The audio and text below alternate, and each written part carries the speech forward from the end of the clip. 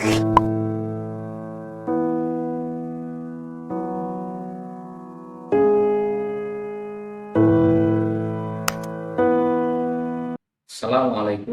warahmatullahi wabarakatuh.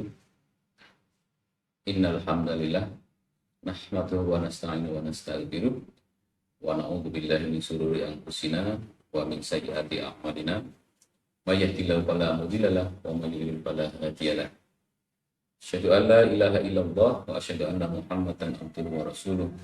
Allahumma shalli ala Muhammad wa ala alihi wa ashabihi ajma'in. Amma ba'd. Para pemirsa yang saya hormati, yang berbahagia, syukur alhamdulillah. Marilah kita senantiasa panjatkan syukur kita kepada Allah Subhanahu wa taala, di mana sampai dengan saat ini kita masih banyak diberikan nikmat oleh Allah sehingga kita dapat mengikuti kajian pada kesempatan kali ini. Salawat dan salam semoga senantiasa tercurah kepada Nabi junjungan kita Nabiullah Muhammad sallallahu alaihi wasallam, segenap sahabat, para keluarga, dan mudah-mudahan nanti kita tergolong umatnya yang mendapatkan syafaat di hari kiamat.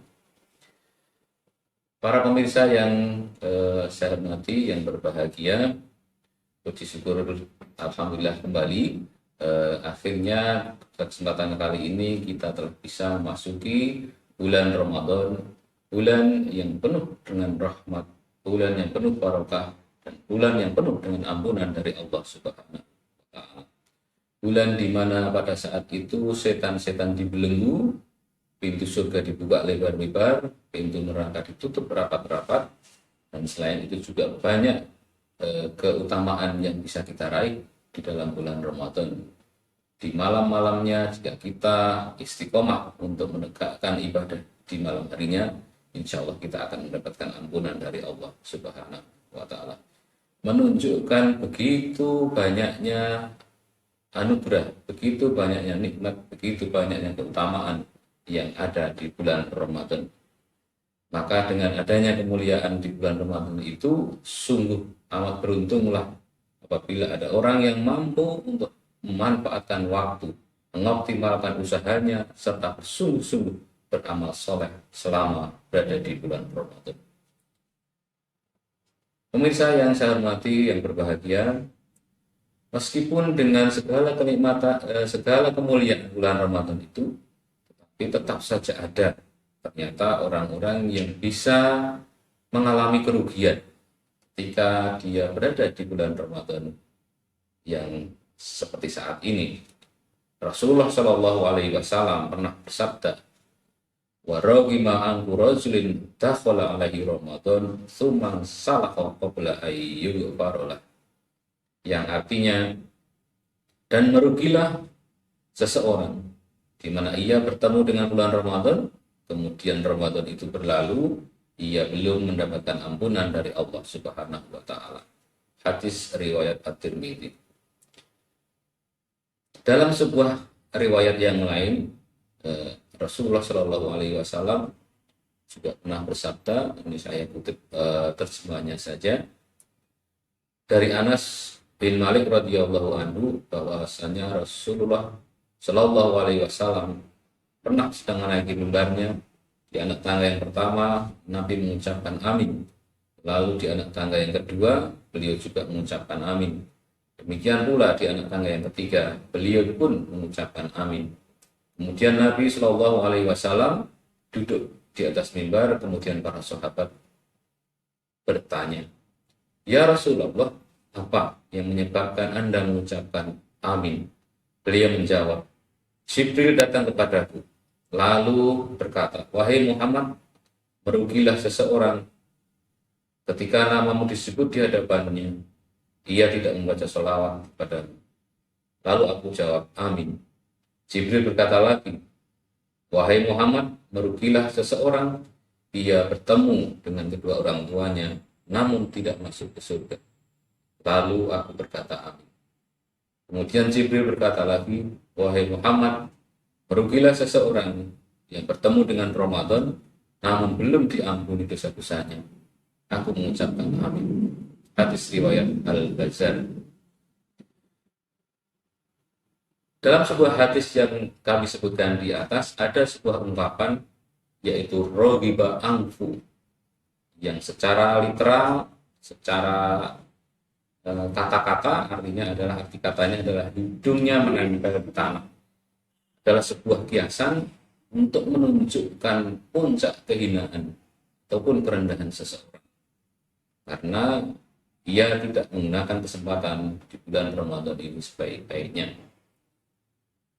Hidung menempel di tanah itu adalah suatu kondisi, misalnya pada saat kita bersujud, maka pada saat itulah kita mengakui bahwa kita hina di hadapan Allah. Maka ungkapan food itu tadi adalah sebuah ungkapan, sebuah kehinaan itu. Nah, sebuah kerugian apabila seorang muslim yang diberikan anugerah oleh Allah untuk bertemu dengan bulan Ramadan, namun ia tidak bisa memanfaatkan kesempatan itu dengan memperbanyak beramal soleh dengan sebaik-baiknya, memperbanyak ibadah dengan sebaik-baiknya, sampai kemudian Ramadan berlalu, sedangkan dosa-dosanya belum diampuni oleh Allah Subhanahu wa Ta'ala, maka itu adalah sebuah kerugian yang cukup besar. Imam Al-Munawi pernah berkata, sungguh terhina seseorang yang mengetahui dia bisa menahan dirinya dari hawa nafsu selama sebulan setiap tahunnya, mengerjakan kewajiban, yaitu berpuasa, maka ia akan diampuni dosa-dosanya yang telah lalu. Namun, dia telah meremehkan dan tidak melakukan amal soleh seperti yang diwajibkan sampai selesai bulan Ramadan dan berlalu, maka dia tidak akan mendapatkan ampunan dari Allah Subhanahu wa Ta'ala. Nah, itulah yang disebut sebagai kerugian yang dialami oleh seseorang di bulan Ramadan. Suatu keadaan di mana dia memiliki kesempatan untuk meraih berbagai kemuliaan di bulan itu, mendapatkan ampunan dari Allah, tetapi dia meremehkan, tidak melaksanakan, kemudian menganggap itu sebagai sebuah hal yang tidak ada, nah, maka dia akan mengalami kerugian karena tidak akan mendapatkan ampunan dari Allah Subhanahu wa Ta'ala. Disebutkan dalam sebuah hadis, man shoma ramadhana imanan wa ihtisaban ghufira lahu ma taqaddama min dzambi. Barang siapa yang berpuasa di bulan Ramadan dengan dasar iman dan semata-mata mengharapkan ridha dari Allah, maka diampunilah dosanya di waktu-waktu yang telah lalu. Nah, ketika seseorang ini tidak memanfaatkan waktu dia bertemu dengan Ramadan, tidak melaksanakan puasa, maka dia akan mengalami kerugian karena dia tidak akan mendapatkan ampunan dari Allah Subhanahu wa Ta'ala sesuai dengan apa yang terkandung di dalam hadis itu tadi. Termasuk di dalamnya ada sebuah hadis juga, man qoma ramadhana imanan wa ihtisaban ghufira lahu ma taqaddama min dzambi.